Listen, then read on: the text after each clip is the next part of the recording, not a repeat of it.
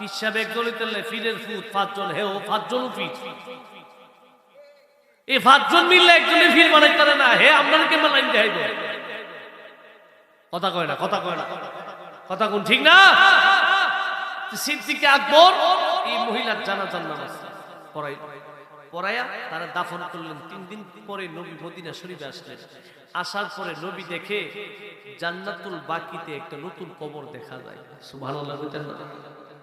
আচ্ছা কোন, আমি 3 দিন ধরে এলাকায় নাই, 3 দিন পরে যদি আপনি এলাকায় এসে দেখেন কবরস্থানে নতুন একটা কবর, কেউ আপনার কিছু কইছেন, আপনার এফইলা জিঙ্গাইতেন না, কি নতুন কবরটা এটা কারা মারা গেছে, জিঙ্গাইতেন না? এবার আমার মায়ের নবী দুজাহানের বাদশা নবী রাহমাতুল্লিল আলামিন ডাক দিয়া বলে, সাহাবীরা, আমি নবী তো 3 দিন ধরে নাই মদিনা শরীফে, এই যে জান্নাতুল বাকিতে কবরটা দেখা যায়, এই কবরটা কার? একটু আমি রাসূলকে বলো। সুবহানাল্লাহ কইতেন না? আমার নবীজি দুজাহানের বাদশা নবীজি, মায়ার নবীজি ডাক দিয়া বলে, সাহাবীরা রে, আমি মায়ের নবী দুজাহানের বাদশা নবী রাহমাতুল্লিল আলামিন 3 দিন ধরে মদিনা শরীফে নাই। আমি মায়ের নবী তাবলীগের দাওয়াত দেওয়ার জন্য, দ্বীনের দাওয়াত দেওয়ার জন্য চলে গেলাম। 3 দিন ধরে আমি মায়ের নবী দুজাহানের বাদশা নবী রাহমাতুল্লিল আলামিন, আমি মায়ের নবীজি মদিনা শরীফে নাই। এই জান্নাতুল বাকিতে যে একটা নতুন কবর দেখা যায়, এই কবরটা কার তোমরা আমার একটু বলো। সিদ্দিক আকবর ডাক দিয়া বলে, মায়ার নবীজি, ইয়া রাসূলুল্লাহ, ইয়া হাবিবাল্লাহ, আপনি নবীর একটা প্রেমিক মহিলা ছিল জান্নাতুল বাকিতে, তারে আমরা কবরস্থ করে দিলাম। মসজিদে নববীর পাশে যে কুঁড়েঘরের মধ্যে আপনার একটা প্রেমিক মহিলা আজকে 2 দিন আগে দুনিয়া থেকে বিদায় হয়ে গেছে। ইয়া রাসূলুল্লাহ, ইয়া হাবিবাল্লাহ, আমি আমার নিজের ইমামতিতে তারে দাফন করলাম, তার জানাজার নামাজ পড়ে কবরস্থ করলাম। আমার নবীজি যেই মাত্রই এই কথা শুনলেন, আপনাদের কাছে আমার একটা প্রশ্ন, আপনি যদি আইসা শুনেন, আপনার হাতের মধ্যে মোবাইল নাই, আপনি সুনামগঞ্জে চলে গেলেন ব্যবসার জন্য, আপনি যদি আইসা শুনেন, আপনার এলাকার চাচাতো ভাই আপনার সাথে সব সময় মহব্বতের সম্পর্ক, এই ভাইটা দুনিয়া থেকে বিদায় হয়ে গেছে, আপনি খবর পান নাই, আপনি আইসা খবর পাওয়ার পরে আপনার মনটা ভালো হবে না খারাপ হবে? আরো জোরে বলেন, ভালো হবে না খারাপ হবে? আমার নবীজি দুজাহানের বাদশা নবীজি, মায়ার নবীজি যেই মাত্র এই কথা শুনলেন, রাহমাতুল্লিল আলামিন দুজাহানের বাদশা নবীজি, আমার মায়ের নবী ডাক দিয়া বলে, সাহাবীরা, ও সাহাবীরা রে, শুনো শুনো, আমার এই প্রেমিক মহিলাটা, ওই মহিলাটা 2 দিন আগে দুনিয়া থেকে বিদায় হয়ে গেছে। আমার এই মাটা দুনিয়া থেকে বিদায় হয়ে গেছে।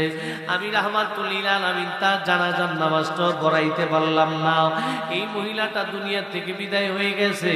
আমি মায়ের নবীজি দুজাহানের বাদশা নবীজি, আমি এই মুহূর্তে জান্নাতুল বাকি কবরের ভিতরে ঢুকবো। সাহাবীরা, তোমরা এই মুহূর্তে সকলে মদিনা শরীফের ভিতরে চলে যাও। আমার জান্নাতুল বাকিতে কিছু কাজ বাকি আছে, এই কাজগুলা না সাইরা আমি মায়ের নবী দুজাহানের বাদশা নবী, আমি নবীজি জান্নাতুল বাকি কবরস্থানে, আমি মায়ের নবী মদিনা শরীফে যাব না। চিৎকার মেরে বলুন আল্লাহু আকবার। নবীর আশিকেরা রে আমার, ও নবীর প্রেমিকারা রে, শুনেন, আমার মায়ার নবীজি দুজাহানের বাদশা নবী রাহমাতুল্লিল আলামিন এই কথা বলে বন্ধু নবীজি জান্নাতুল বাকির ভিতরে ঢুকে গেলেন। জান্নাতুল বাকির ভিতরে ঢুইকা আমার মায়ার নবী ডাক দিয়া ওই মহিলার কবরের সিনা বরাবর দাঁড়াইয়া আমার নবীজি একটা ডাক দিলেন, মা,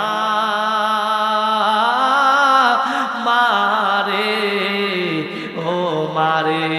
আমি মায়ের নবীজি 3 দিন ধরে মদিনা শরীফে নাই, তুই মা দুনিয়ার বাড়ি ছাইরা দুনিয়ার থেকে চলে গেলি রে মা। আমি মায়ের নবীজি তুই মার জানাজার নামাজটাও পড়াইতে পারলাম না রে মা।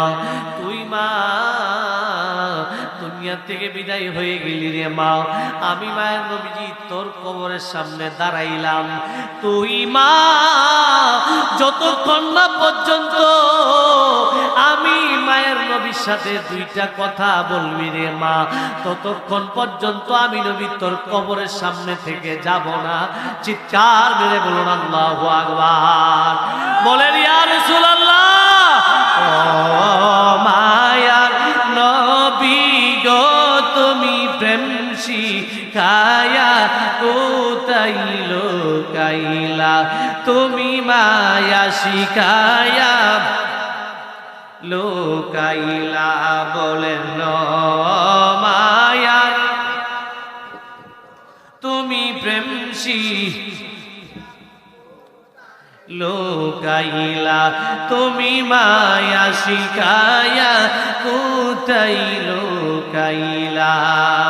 প্রেম শিখায়া এই অদমেরে, প্রেম শিখায়া এই অদমেরে কেনে পাগল করিলা গো, তুমি প্রেম শিখায়া কোথায় লুকাইলা, তুমি মায়া শিখায়া কোথায় লুকাইলা।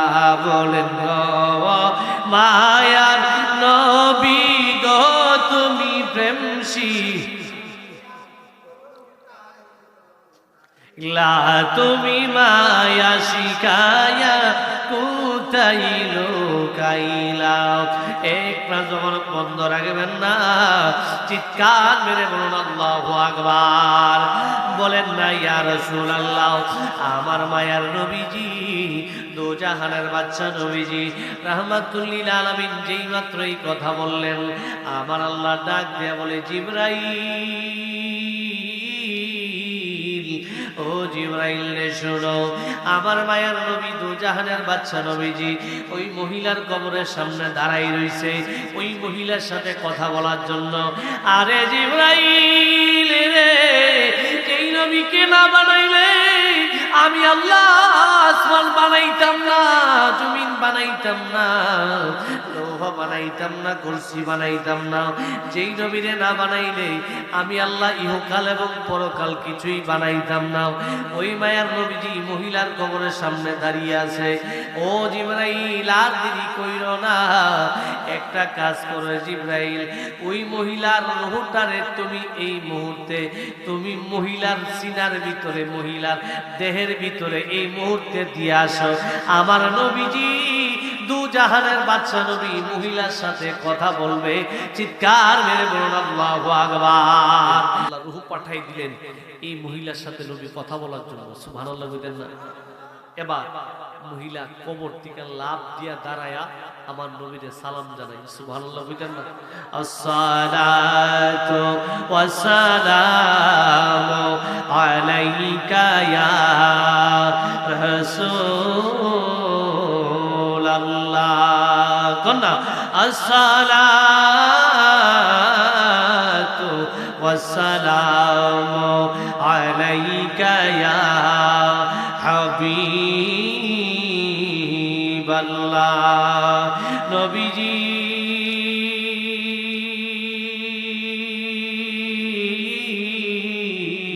ইয়া রাসূলুল্লাহ, ইয়া হাবিবাল্লাহ, মায়ার নবী গো দোজাহানের বাদশা নবী, আমার আল্লাহ আমি মহিলারে রূহ দিছে আপনি নবীর সাথে কথা বলার জন্য। সুবহানাল্লাহ কইতেন না।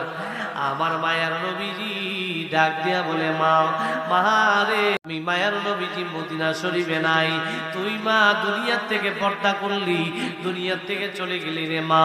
আমি মায়ের নবী তোর জানাজাটাও দিতে পারি নাই, আমি মায়ের নবী তোর কবরের সামনে দাঁড়াইলাম তোমার সাথে কথা বলার জন্য। মারে